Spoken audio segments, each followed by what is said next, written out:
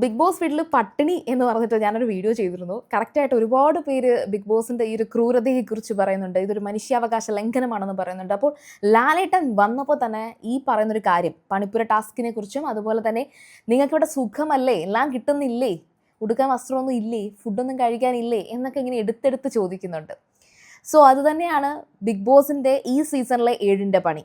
ശരിക്കും പറഞ്ഞാൽ അത് ആ 7ൻ്റെ പണി എന്ന് പറയുമ്പോൾ കുറച്ച് കൂടിപ്പോയോ എന്ന് ചോദിച്ചാൽ അവർക്ക് അവസരമുണ്ട്. ഗെയിം കളിച്ചത് നേടിയെടുക്കാനുള്ള അവസരമുണ്ട്. അപ്പോൾ നമുക്ക് ഇന്നത്തെ ആ ഒരു 7ൻ്റെ പണിയിൽ ഒരുപാട് ഇമ്പോർട്ടൻറ്റ് പോയിന്റ്സ്, അതാരും കമൻസിൽ പോലും പറഞ്ഞിട്ടില്ലാത്ത കുറച്ച് ഇമ്പോർട്ടൻറ്റ് പോയിന്റ്സ് ഞാൻ പറയാം. അതായത് ഇവർ ബിഗ് ബോസിലേക്ക് കയറിയ അന്നേരം തൊട്ട് ഒരു ബാഡ്ജിലാണ് അവരുടെ ഒരു സ്റ്റാർ ബാഡ്ജ് ഉണ്ടായിരുന്നു. ആ ബാഡ്ജിലാണ് ഈ പണിപ്പുര ടാസ്ക് തുടങ്ങുന്നത്. ആ ബാഡ്ജ് എങ്ങനെയാണ് കിട്ടിയത്? അവർ കയറുന്നതിന് മുന്നേ തന്നെ, ബിഗ് ബോസിലേക്ക് വരുന്നതിന് മുന്നേ തന്നെ ഒരു ടാസ്ക് അവർക്ക് കൊടുത്തിരുന്നു. ആ ടാസ്കിനെ പലരും സീരിയസ് ആയിട്ട് എടുത്തിട്ടില്ല. ആര്യൻ നല്ല രീതിയിൽ പെർഫോം ചെയ്തു, നല്ല സീരിയസ് ആയിട്ട് കളിച്ചു. പിന്നെ ബിന്നി ആൻഡ് ഷാനവാസ്, ഇവർക്ക് 3 പേർക്കുമായിരുന്നു ആ ബാഡ്ജ് കിട്ടിയത്. അതും കൊണ്ട് കയറിയ അവർക്ക് മാത്രമായിരുന്നു എല്ലാ ഡ്രസ്സും കിട്ടാനുള്ള ഒരു യോഗ്യത ഉണ്ടായിരുന്നത്. പക്ഷേ ആ ബാഡ്ജ് നഷ്ടപ്പെടുന്നത്, അതായത് ബിന്നിയുടെ കയ്യിൽ നിന്നും ഷാനവാസിൻ്റെ കയ്യിൽ നിന്നും വളരെ ഈസി ആയിട്ട് അത് നഷ്ടപ്പെടുന്നുണ്ട്. അത് തട്ടിപ്പറിച്ചെടുക്കാൻ ഒരുപാട് കഷ്ടപ്പെടുന്നത് ജിസേലായിരുന്നു. അത് മൈൻഡ് ചെയ്യാതെ നടന്നവർ ഒരുപാട് പേരുണ്ടായിരുന്നു. അപ്പോൾ അവിടം തൊട്ടാണ് ആ ടാസ്ക് തുടങ്ങിയിരുന്നതും അവർക്കൊക്കെ ഈ പറയുന്നത്, അതായത് നമുക്ക് കിട്ടേണ്ട പല ആനുകൂല്യങ്ങളും കിട്ടാതെ പോകുന്നത് അവരുടെ അശ്രദ്ധ കൊണ്ടാണ് എന്നാണ് ലാലേട്ടൻ പറയുന്നത്. അതിനുശേഷം നമ്മൾ കണ്ട കുറേ കാര്യങ്ങളുണ്ട്. ആ ബാഡ്ജ് കൈമാറി പോകുന്നു, നെവിൻ അത് മോഷ്ടിക്കാൻ ശ്രമിക്കുന്നു, കട്ടെടുക്കാൻ ശ്രമിക്കുന്നു, ജിസേൽ പലതരത്തിൽ അത് സൂക്ഷിച്ച് വെക്കാതെ നഷ്ടപ്പെട്ട് പിന്നെ അത് പിടിച്ചെടുക്കാൻ ശ്രമിച്ചിട്ട് നടക്കാതെ പോകുന്നു. പക്ഷെ ആര്യൻ്റെ കയ്യിൽ അതങ്ങനെ തന്നെ തുടരുന്നുണ്ട്. അപ്പോൾ ഈ പറയുന്ന ബാഡ്ജ് കിട്ടാത്തവരുടെയൊക്കെ അവസ്ഥയെന്ന് പറയുന്നത് ഇട്ടത് തന്നെ ഇട്ടുകൊണ്ടിരിക്കുകയാണ്. അത് നമുക്ക് കാണുന്ന നമുക്ക് തന്നെ ഇത് തന്നെയാണ്. അപ്പോൾ ശാരികയുടെ ആണെങ്കിൽ ഒരു പച്ചയും വെള്ളയും ഡ്രസ്സുണ്ട്, അതുപോലെ തന്നെ മഞ്ഞയ്ക്കകത്ത് സ്ട്രോബെറിയൊക്കെ ഉള്ള ബിൻസിയുടെ ഡ്രസ്സുണ്ട്, പിന്നെ ഷാനവാസ് ഇപ്പോൾ ഇട്ടുകൊണ്ട് നടക്കുന്ന ഒരു മഴവില്ലിൻ്റെ ഒരു പാൻറ്. ഇതൊക്കെ നമുക്ക് തന്നെ മൈൻഡിൽ അതങ്ങ് എന്താ പറയുക, രജിസ്റ്റേർഡായി. ഇവരൊക്കെ ഈ ഡ്രസ്സാണ് എന്നങ്ങ് രജിസ്റ്റേർഡായി. അതേ ഒരു അവസ്ഥയുണ്ട് അവർക്ക്. അപ്പോൾ ഇത് ലാലേട്ടൻ പറഞ്ഞ ആ ഒരു സംഭവത്തിലേക്ക് എത്തുമ്പോൾ ഒരു കാര്യമാണ് ആദ്യം പറയാനുള്ളത്. ഈ മേക്കപ്പിന് വേണ്ടിയിട്ട് അനുമോള്, ജിസേലാണ് ഏറ്റവും കൂടുതൽ. ജിസേൽ മേക്കപ്പ് ഇല്ലാതെ നമ്മൾ കണ്ടിട്ടേയില്ല. അതായത് ഈ പറയുന്ന ബാൻഡില്ല, അങ്ങനെ മേക്കപ്പ് ഇടാനുള്ള ഒരു അനുവാദമില്ലാതപ്പോൾ ആ നിയമം ലംഘിച്ചുകൊണ്ട് മേക്കപ്പ് ഇടുന്ന ഒരാളെ നമ്മൾ കണ്ടത് ജിസേലിനെയാണ്. ശരിക്കും പറഞ്ഞാൽ ഇവരൊക്കെ മോഡലാണ്. ഇവരൊക്കെ എപ്പോഴും സെലിബ്രിറ്റി സ്റ്റാറ്റസിൽ അണിഞ്ഞൊരുങ്ങി എപ്പോഴും ക്യാമറയെ ഫേസ് ചെയ്ത് നടക്കുന്ന ആൾക്കാരാണ്. അനുമോൾ ഉൾപ്പെടെ, ഞാൻ ജിസേലിനെ മാത്രം പറയുന്നില്ല, അവിടെ അനുമോളും അങ്ങനെ തന്നെയാണ്.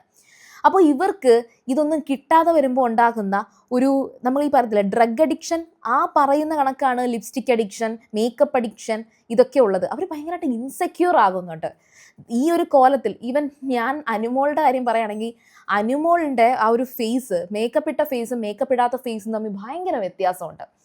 അങ്ങനെ ഫേസ് ഡിഫറൻസ് വന്നത് രേണുസുതിക്കുണ്ട്. ശാരികയ്ക്ക് വലിയ വ്യത്യാസം വന്നിട്ടില്ല. ശാരിക ഓൾവേസ് ആ ഒരു ഫേസിന് വലിയ മേക്കപ്പ് ഒന്നും ഇടുന്ന ആളല്ലെന്ന് തോന്നുന്നു അത് കണ്ടപ്പോൾ.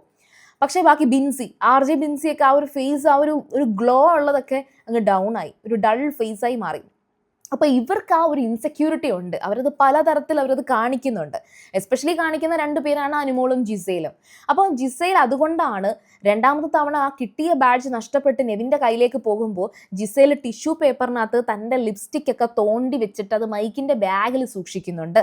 രണ്ടാമത് പല ഡ്രസ്സസും പിന്നെ കൺസീലറൊക്കെ അവിടെ മാറ്റി വെക്കുന്നുണ്ട്. പിന്നെ സൺസ്ക്രീൻ വേണമെന്നും പിന്നെ അതുപോലെ ഫേസിൽ കുറച്ച് ലോഷനോ അതുപോലുള്ള കുറച്ച് ടച്ചപ്പ് സംഭവങ്ങളൊക്കെ വേണമെന്നൊക്കെ വാശി പിടിക്കുന്നവരുണ്ട്. എന്ന് വെച്ചാൽ അവർക്ക് ആ മേക്കപ്പ് ഇല്ലാണ്ട് അവർക്ക് അവരെ തന്നെ കാണാൻ, അവർക്ക് അവരെ തന്നെ അക്സെപ്റ്റ് ചെയ്യാൻ പറ്റാത്ത തരത്തിലൊരു അഡിക്ഷൻ അവിടെ സംഭവിച്ചിട്ടുണ്ട്. ഈ സാധനം, ഈ ഒരു മാറ്റർ ഞാൻ പറയുമ്പോൾ എടുത്തു പറയേണ്ട മറ്റൊരു കാര്യം, അനുമോൾ അവിടെ സൂചിപ്പിച്ചിരുന്നു. അതായത് ആണുങ്ങൾക്ക് അവിടെ സിഗരറ്റ് കൊടുക്കുന്നുണ്ടേ, അതും ഒരു അഡിക്ഷൻ അല്ലേ? ഈ പറയുന്ന ലിപ്സ്റ്റിക് അഡിക്ഷൻ പോലെ ആ സിഗരറ്റിൻ്റെ മാറ്ററും കൂടി ഒന്ന് ചർച്ച ചെയ്യണം. അതായത് പണിപ്പുരയിൽ സിഗരറ്റും കൂടെ പിടിച്ചു വെച്ചിട്ട് ഗെയിം കുറച്ചൊന്ന് ഉഷാറാകാൻ വേണ്ടിയിട്ട് സിഗരറ്റിന് വേണ്ടി മത്സരിക്കുന്ന ഒരു അവസ്ഥ കൂടി ഉണ്ടായാൽ നന്നായിരുന്നു എന്നെനിക്ക് തോന്നി. കാരണം ലിപ്സ്റ്റിക്കിന് വേണ്ടി സ്ത്രീകൾ കിടന്ന് കഷ്ടപ്പെടുന്നത്, സ്ത്രീകൾ മാത്രമല്ല, നമ്മുടെ നെവിനും ഉണ്ട്. നെവിനും ഈ ലിപ്സ്റ്റിക്കും കുറച്ച് കാര്യങ്ങളൊക്കെ വേണം. Because he is A fashion choreographer. So അതുകൊണ്ട് തന്നെ അതിൻ്റെതായിട്ടുള്ള കുറച്ച് കാര്യങ്ങൾ നെവിനുമുണ്ട്. അപ്പോൾ ബാക്കി കുറച്ച് പേർക്ക് ഈ സിഗരറ്റിൻ്റെ കാര്യം അത് ഒന്ന് മെൻഷൻ ചെയ്ത് ഞാൻ പറയുകയാണ്, അതുകൂടെ ഒന്ന് ചർച്ച ചെയ്യണം. പിന്നെ അതുപോലെ തന്നെ ജിസേലിനെ ഇന്നലെ സംഭവിച്ചൊരു കാര്യം എന്ന് വെച്ചാൽ ജിസേലിനെ പൊക്കുന്നുണ്ട് വളരെ ഹാർഷായിട്ട് തന്നെ, അത്ര ഹാർഷായിട്ടല്ലെങ്കിലും ലാലേട്ടൻ വളരെ മാന്യമായിട്ട് തന്നെ അത് ചോദിക്കുന്നുണ്ട്. നിങ്ങൾക്ക് മാത്രമായിട്ട് ഇവിടെ പ്രത്യേകിച്ച് പ്രത്യേകതകളൊന്നുമില്ല, ഇവിടെ എല്ലാവരും എന്തോന്ന് പൊട്ടരാ എന്ന് ചോദിക്കുന്നത് പോലെ ലാലേട്ടൻ ചോദിക്കുന്നുണ്ട്. ജിസേലിൻ്റെ അതിനി ഫേക്കാണോ അതോ മീൻസ് തമാശയ്ക്കാണോ എന്ന് എനിക്ക് അറിയത്തില്ല, ജിസേലിൻ്റെ പെട്ടി കംപ്ലീറ്റ് പാക്ക് ചെയ്തിട്ട് തിരിച്ചയക്കുകയാണ്, അതിൽ ജിസേൽ കൊണ്ടുവന്ന ഒന്നും യൂസ് ചെയ്യാൻ പറ്റത്തില്ല എന്ന് കർക്കശമായിട്ട് ലാലേട്ടൻ ഇന്നലത്തെ എപ്പിസോഡിൽ പറഞ്ഞിട്ടുണ്ട്. അത് എത്രത്തോളം പോസിബിൾ ആകും എന്ന് എനിക്ക് അറിയത്തില്ല. അപ്പോൾ നമ്മൾ ഈ പറഞ്ഞത് ഇത്രയും ജിസേലിൻ്റെയും അല്ലെങ്കിൽ മറ്റ് മത്സരാർത്ഥികളുടെയും ലിപ്സ്റ്റിക്കിൻ്റെയും മേക്കപ്പിൻ്റെയും കാര്യമാണ്. ഇനി അടുത്ത ഫുഡിലേക്ക് വരാം.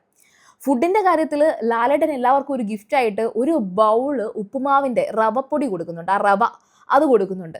ശരിക്കും പറഞ്ഞാൽ എല്ലാ സീസണിലും നമ്മൾ കണ്ടിട്ടുള്ളതാണ്. അവരൊക്കെ ഏത് നേരവും ആപ്പിളും കടിച്ചുകൊണ്ട് നടക്കുന്നവരും, പിന്നെ കിടിലൻ ഫിറോസ് ആപ്പിൾ എടുത്ത് ബിഗ് ബോസിൻ്റെ പുറത്തോട്ട് എറിഞ്ഞ സീൻ വരെ നമുക്ക് ഓർമ്മയുള്ളതാണ്. അപ്പോൾ ബിഗ് ബോസ് ഹൗസിനകത്ത് ഫുഡിൻ്റെ ഒരു ഇല്ലായ്മ വരുന്ന ഒരു സീസൺ അത് ഈ സീസൺ മാത്രമാണ്. ഇതിനു മുമ്പൊന്നും ഫുഡിന് വേണ്ടിയിട്ട് മത്സരിക്കേണ്ട അവസ്ഥ വന്നിട്ടില്ല. അപ്പോൾ ഏതായാലും ശരി, ഫുഡിൻ്റെ കാര്യത്തിലും ഇവർ പണിപ്പുര ടാസ്ക് 2 ഉണ്ടായിരുന്നു. ഒരു 7 ദിവസത്തേക്ക് 2 പണിപ്പുര ടാസ്ക് ധാരാളമാണ്. ആ 2 പണിപ്പുര ടാസ്ക് നന്നായിട്ട് പെർഫോം ചെയ്ത് കിട്ടിയാൽ നന്നായിട്ട് അവർക്ക് ഫുഡ് കിട്ടും, അത് മതി. അത് പക്ഷെ അവരത് ചെയ്യുന്നില്ല. പിന്നെ ഫസ്റ്റ് ഇതിൻ്റെ ആയതുകൊണ്ട്, ഫസ്റ്റ് വീക്ക് ആയതുകൊണ്ടായിരിക്കാം ചിലപ്പോൾ അത് സാധിക്കാതെ പോയത്. നമുക്ക് ഇനി അത് നോക്കാം. പിന്നെ അത് മാത്രമല്ല, പണിപ്പുര ടാസ്കിലേക്ക് കയറാൻ പേടിച്ചിരുന്നവരുണ്ടായിരുന്നു, മടിച്ചിരുന്നവരുണ്ടായിരുന്നു, അവരെയൊക്കെ ലാലേട്ടൻ പൊക്കുന്നുണ്ട്. ഓൾമോസ്റ്റ് ഈ ഒരു ഇന്നലത്തെ എപ്പിസോഡിൽ പറയാൻ പറ്റുന്ന അത്രയും ലാലേട്ടൻ പറഞ്ഞു എന്ന് തോന്നുന്നുണ്ട്. ഞാൻ ശരിക്കും പറഞ്ഞാൽ സാറ്റിസ്ഫൈഡ് ആണ്. അങ്ങനെ അത്ര അടിപൊളി എന്ന് ഞാൻ പറയുന്നില്ല, എന്നാൽ കൊള്ളില്ല എന്ന് ഞാൻ പറയില്ല. കാരണം കിട്ടാവുന്നതിൻ്റെ പണികളൊക്കെ കൊടുക്കുന്നുണ്ട് ബിഗ് ബോസ്. അപ്പോൾ പണി ഇനിയും വരുന്നുണ്ട് എന്നുള്ളത് നമുക്ക് ഇന്നത്തെ എപ്പിസോഡ് കൂടി കാണുമ്പോൾ അറിയാൻ പറ്റും. അപ്പോൾ ഏതായാലും ശരി, പണിപ്പുര ടാസ്ക് ഇനിയും നന്നായിട്ട് തന്നെ ആയിരിക്കും. അതാണ് ഈ ഒരു സീസണിൻ്റെ ഹൈലൈറ്റ്. ഈ 7ൻ്റെ പണി എന്ന് പറയുന്നത് പണിപ്പുര എന്ന് പറഞ്ഞ ആ ഒരു മുറിയാണ്. അതിനകത്ത് ടാസ്ക് കളിച്ച് ജയിക്കുക എന്നുള്ളതാണ് ബിഗ് ബോസ് സീസൺ 7ൻ്റെ കോർ പോയിന്റ് എന്ന് പറയുന്നത്. ആ പണിയാണ്, പണിപ്പുരയാണ്. അപ്പോൾ ഏതായാലും ശരി, നമുക്ക് സഹതപിക്കാനേ സാധിക്കുകയുള്ളൂ.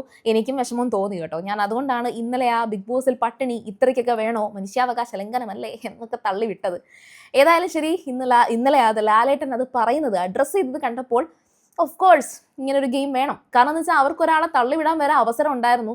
അതായത് പുകഞ്ഞ കൊള്ളി പുറത്ത് എന്ന് പറയുന്നതൊന്നും അവർ നന്നായിട്ട് പെർഫോം ചെയ്തിട്ടില്ല. അങ്ങനെയൊക്കെ നോക്കുമ്പോൾ പിന്നെ അവർ പലരും കുറച്ചൊക്കെ അങ്ങ് അലസത കാണിക്കുന്നുണ്ട്, ഗെയിമിനെ സീരിയസ് ആയിട്ട് കാണുന്നില്ല. ഇതൊരു സീരിയസ് ഗെയിം ആണ്. അത് ഇന്നലെ ലാലേട്ടൻ മെൻഷൻ ചെയ്തൊരു കാര്യമുണ്ട്. ബിഗ് ബോസ് എന്ന് പറയുന്നത് ഒരുപാട് പേരുടെ അതൊരു ജീവിതം പോലെയാണ്. അല്ലെങ്കിൽ ലാലേട്ടൻ ഇത്രയധികം നാണം കെട്ട് കുറേ പേര് ലാലേട്ടനെ ബ്ലെയിം ചെയ്യുന്നവരുണ്ട്. ബിഗ് ബോസിനകത്തൊക്കെ ലാലേട്ടൻ എന്തിനാണ് ഇങ്ങനെ ഇതിനകത്ത് പോകുന്നത് എന്ന്.